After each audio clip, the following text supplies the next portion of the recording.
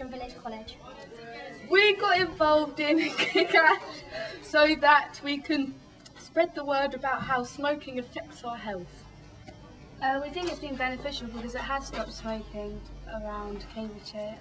We will start to help primary schools as well, so it will be good in the long term. Hi, I'm Tori. The reason quite a few of the mentors joined up to do the Kickash project was to help make a difference in the school, to make sure that people wouldn't get into such a bad habit. I'm Lansley. I'm Member of Parliament for South Cambridgeshire, which of course includes Swavesey, and also Secretary of State for Health.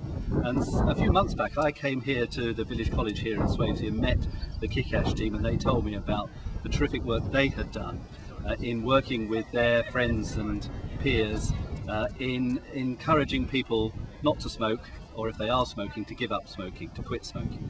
Yeah, 2/3 of the people who smoke in this country, and we still have about 8 million people who smoke, want to give up.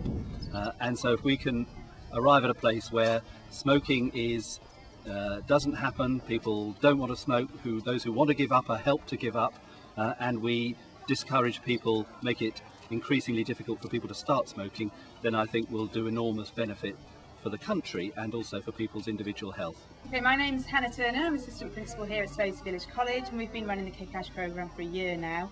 Last year we had 24 mentors, and they did a fantastic job of promoting the message of being proud to be smoke free. We've literally last week recruited 20 more mentors from our current year 10s, and they're really geared up to date to be part of this event and take the project forward this year for the community of Swavesey and the partner primary schools. So very excited, and they all feel very proud to be part of the programme, and it's a fantastic initiative for young people to lead this forward. I'm Paul Hooper. I'm from the Tobacco Control Collaborating Centre based in Warwick, but we work across the country hoping to help people to get the message about tobacco control and fighting for better lives for people who smoke.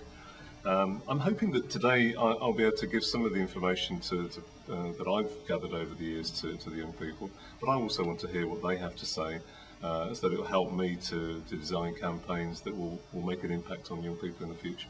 I'm Megan. I joined the Kickash scheme so I could help young people who want to get out of smoking.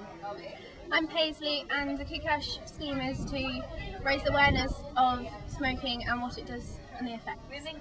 My name's Deborah Arnott, and I'm the Chief Executive of Action on Smoking and Health. And I'm here today because I support Kickash and because I want to hear from the children what they care about and have the opportunity to tell them about some of the things that Ash thinks are really important going forward to try and reduce the harm caused by smoking and the number of young people taking up smoking every year. Hello, I'm George Hackshall. I'm a Kickash mentor at Swavesey Village College. I'm also a student ambassador, and yeah, I've worked on the project since it started. Been doing it for a year and a half now. My name's Sue Ellington. I'm the local district councillor and councillor on South Cambs District Council for Environmental Services. And I think this is a really exciting project. You need to catch young people to stop them smoking at an early age, and they're very good for teaching their parents to stop smoking as well. So I'm very enthusiastic about this project. For obvious personal reasons, like I have older family members like my auntie and uncle smoke, and like who just walk into the house and it would be disgusting. It's just walk out and stinking of smoke. Also have friends that smoke, so sort of it's spreading the message around people sort of my own age, because I'm like a keen sportsman. So smoking obviously has an effect on sporting like activity. So yeah, trying to make sure people of my age don't start. Hello, I'm Dr Liz Robin. I'm Director of Public Health for NHS Cambridgeshire and also work for the County Council.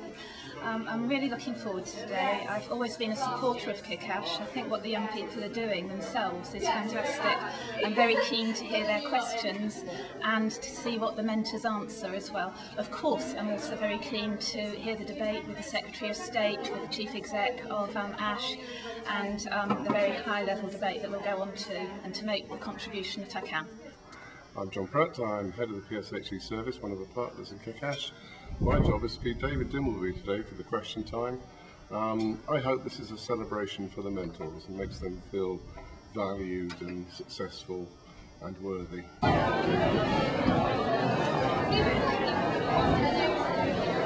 Do you think we should increase tax on tobacco to discourage people from smoking, and do price increases work to stop people smoking? It has clearly made a big difference. In fact, when you look at the rate at which smoking in this country reduced, it reduced at its fastest when the rate of increase of the price of tobacco was going up fastest. So the answer is yes, it does. The present government's intention, it was repeated in the budget, was to continue to increase the relative price of tobacco and to increase the duty level. We have a duty level in this country and in Ireland, which is the highest in Europe. But we're still going to move it up, because we're still lagging behind. I mean, when I'm talking to my Australian counterpart, the Australians, we're at 21% say prevalence, and the Australians are down at nearly 15%. So, we clearly could be in a better place than we are, even though we have made progress. If you raise the tax, the money made should obviously go forward into stop smoking plans. Given that we see tobacco advertising on social media sites like Facebook and YouTube, which are accessed by a very large number of children, what are the panel's views on banning tobacco companies advertising on the internet? Okay, how many people here are on Facebook? Actually, how many people here are not on Facebook? A few. the rebels in there. I should put my hand up for being on there as well. When you're on Facebook, have you noticed the adverts down the side of the screen there? They seem to be remarkably good at targeting you as an individual. So if you put somewhere on your profile that you're interested in a particular author or a band, then you'll get adverts for that. And the tobacco industry, like all the other advertisers, they know this. And if you consider that they want to get to as many people as possible, the government over the years has stopped so many different ways in which they can promote their products. So there's very few places left. They kill, with their products, 1 in 2 lifelong users. So, I mean, if they're in that sort of business, they're not going to worry too much about breaking the law or doing other things until they get caught out and have to stop it. So yes is the answer to the question, but how is the real issue. We know that some countries are considering banning this sort of advertising, but it needs the whole world to ban it, so that there's no escape from it, because you know that the internet is a global issue.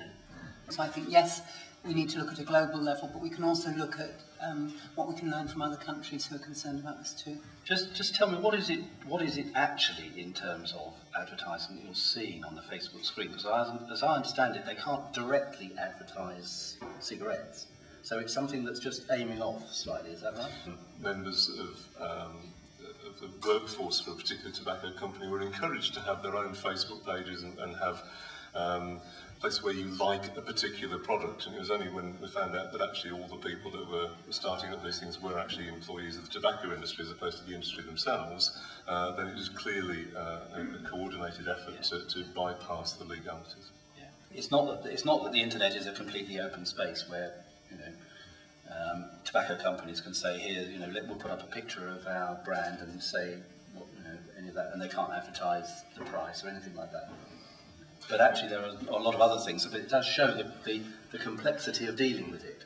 I think that Facebook should be allowed to have for everybody, but I disagree with the fact that adults can use it in such a way that maybe the younger generation may not understand or may not comprehend what's actually happening to them. Do you think more government funding should be put into programmes like Kickash to prevent the uptake of smoking? I think it's absolutely right to put funding into initiatives like Kickash, which are helping to do an extremely good thing. And I wouldn't deny that at all. What I think has been very exciting about Kickash in Cambridgeshire is that it has been led by you, And I think that it's worked because we've had people like Ellen and John putting in the support, but it's you who've developed it and you've taken it in the directions that you want it to go. So yes to the funding, but I wouldn't want a central government directive that said you've got to do Kickash this way in every town and village in the country. So we need the money going in, but we need people to be able to lead locally on how it's done and make it work for us.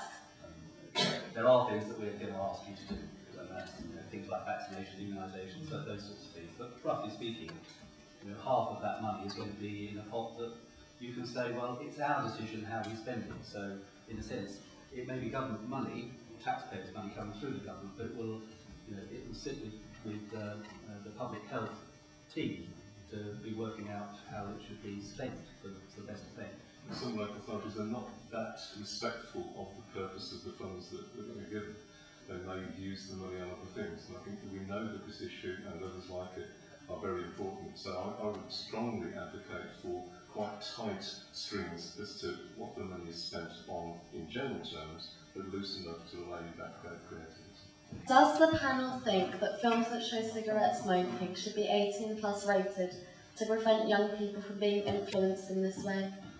This is a really important question, and new research published this week shows very clearly that popular films like Avatar, which glamorise smoking, encourage young people to take up smoking and become smokers. Whether or not the right way forward is 18 certificate, I'm not sure at the moment. And I think, the tobacco plan, which Andrew published earlier this year, which was an excellent plan, I have to say, included a recommendation that the government would engage the media regulators and the film industry to discuss what needs to be done. And I think the time, the evidence this week, which is evidence about what's happened to young people in the UK, and shows that there is a clear link between the amount of smoking films that young people see and their likelihood of taking up smoking, shows that we need to take action on this, and I think the government needs to go forward with that recommendation. It's sort of part of the stereotype of a bad guy. Like, if you look to kind of through history of all like the kind of films and great classics, like they're all kind of, the bad guy generally smoked.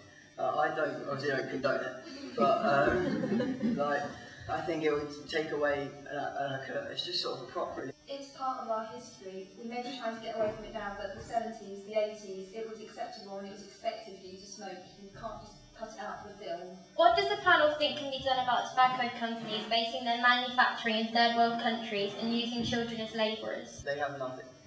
So whether they're a job for them is a job, so even if they're not getting like paid very much from the tobacco industry, it's better than that industry not being there. So I think if you were to do anything about it, you have to change the industry. That would give them a alternative industry, so whether it be coffee or something along those lines, something that's more sustainable and is more obviously healthier and better for them. Does the panel think that there should be a law against adults buying cigarettes for young people, like there is for alcohol? A lot of shops think that there already is a law. We're certainly not going to tell them there isn't. But I think that we've raised the age of sale of tobacco to reach in line with alcohol, so lots of people think that it's equivalent. It doesn't make sense. What are the panel's views on the government banning adult smoking in cars with children? This is potentially very damaging to those children.